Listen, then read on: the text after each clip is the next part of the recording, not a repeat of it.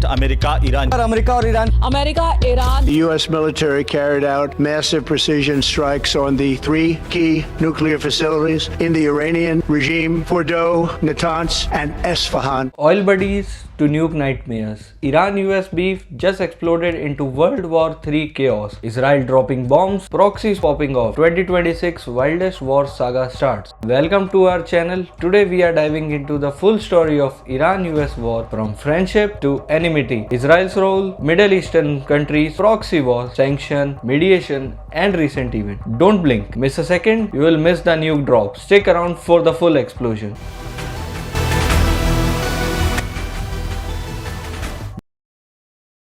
During the 1950s and 60s, relations between Iran and United States were considered highly cooperative and strategically important. Iran, under the leadership of Mohammad Reza Pahlavi, emerged as one of the Washington's closest allies in the Middle East. The United States viewed Iran as a key partner for maintaining regional stability, countering Soviet influence during the Cold War, and securing access to vital oil resources. The partnership deepened significantly after the event of 1953, when the Central Intelligence Agency, together with British intelligence, supported the removal of Iran's Prime Minister Mohammad Mossadegh. Mossadegh had nationalized Iran oil industry, challenging British control over Iranian oil assets and creating tension with Western world. Following the coup, Shah consolidated his authority and strengthened ties with Western world. In the recent year that followed, the United States provided Iran with extensive military support, advanced weapon system, economic assistance, and even cooperation in nuclear technology under Peaceful Development Program. Iran rapidly modernized and became a major regional power aligned with American interests. However, beneath this alliance, political dissatisfaction and political resentment were gradually growing inside Iran. Tensions that would eventually transform this close friendship into one of the most significant rivalries in the modern international politics.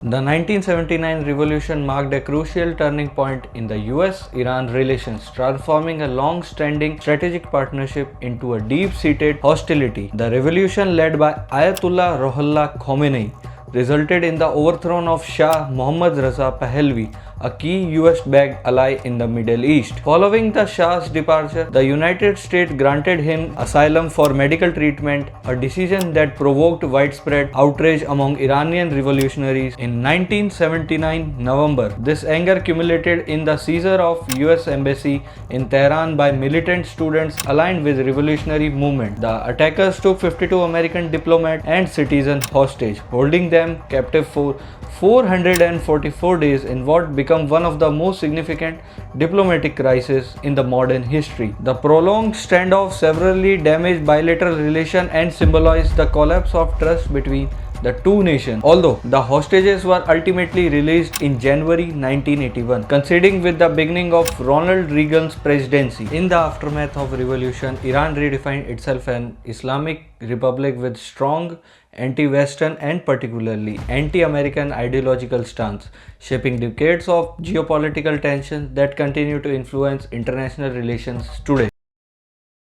After the fire of 1979 Islamic Revolution, Iran chooses shadow over open battlefield. No direct war, instead a web of proxies woven across the Middle East, a dark instrument of power. Hezbollah rises in Lebanon's chaos, Shia militias seize control in Iraq and Syria, Houthis unleash hell from Yemen's mountain, Hamas strike from the Gaza's depth, all funded, all armed, all answering to Tehran. The First Blood, 1983, Beirut. A suicide truck slammed into a US Marine barrack. 241 Americans gone in an instant. Hezbollah's handiwork. Iran opening salvo. A chilling message: strike where you sleep. But the world pushes back. Sunni giants Saudi Arabia and UAE lock arms with America, forming a wall against the Persian tide. The 2003 Iraq War, Iran's jackpot. Saddam falls and Tehran flood in, claiming the Waraq. Israel watches, waits, knows Iran as immortal enemy, the puppet master behind Hezbollah's rocket and Hamas tunnels. And now, an unlike alliance rise from the desert sands. Saudi Arabia, Israel, United Arab Emirates, a silent pact against the Ayatollah's shadow empire. Iran proxy wars rage on, but the board is shifting.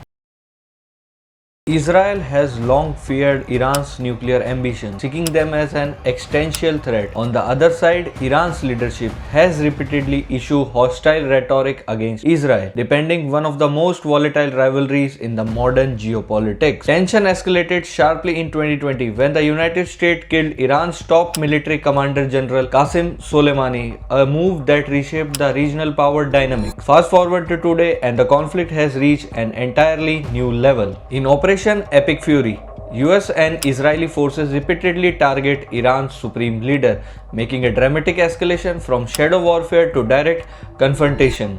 Iran responded swiftly, launching missiles and strikes, disrupting global trade routes through attack near the Strait of Hormuz, one of the world's most critical energy choke points. Israel in turn struck Iran's South Pras gas field, hitting a key pillar of country's economy.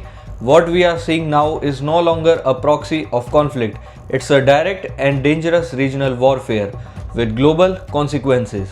Despite this, Donald Trump has stated that the war could end soon, but with both sides deeply entrenched, the question remains how and at what cost. In 2015, the United States under the President Barack Obama signed a nuclear deal with Iran called the JCPOA.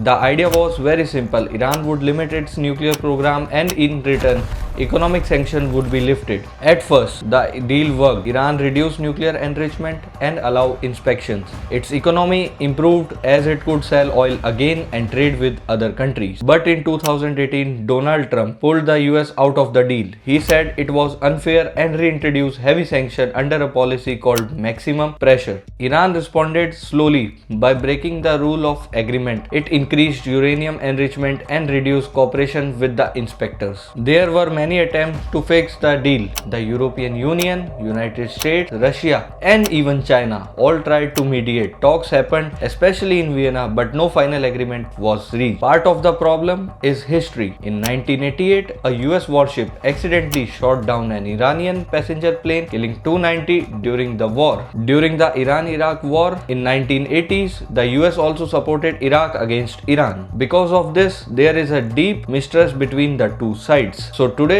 the conflict is not just about nuclear weapons, it's about the decade of tension and broken trust.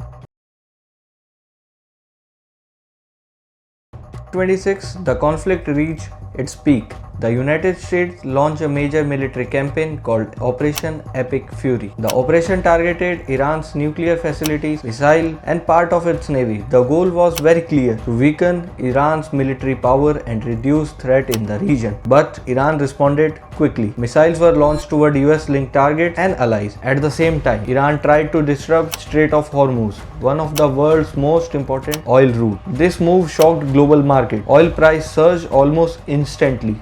Air travel was also hit hard. Over 23,000 flights were cancelled due to the safety concern. Meanwhile, the US evacuated around 43,000 citizens from high risk across areas of Middle East. The conflict didn't stay contained. Proxy groups became active across the region in Lebanon, Gaza, and Yemen, turning the situation into a wider regional crisis. Saudi Arabia and the UAE stayed officially neutral but leaned towards supporting the US. At this point, the conflict was no longer just regional. It had global consequences affecting energy, travel. Iran-US tensions go all the way back to 1953, but the 2026 conflict marked their most serious escalation yet. With Israel playing a crucial role, what were once proxy conflict has now expanded into a wider regional confrontation. For now, chances of meaningful mediation remains low, even as figure like Donald Trump said, it will end soon. The big question is, are we heading towards something even larger, or the things de-escalate in time? Let me know what you think in the comment section below. Thanks for watching and stay tuned for the next video with updates. See you soon. Bye.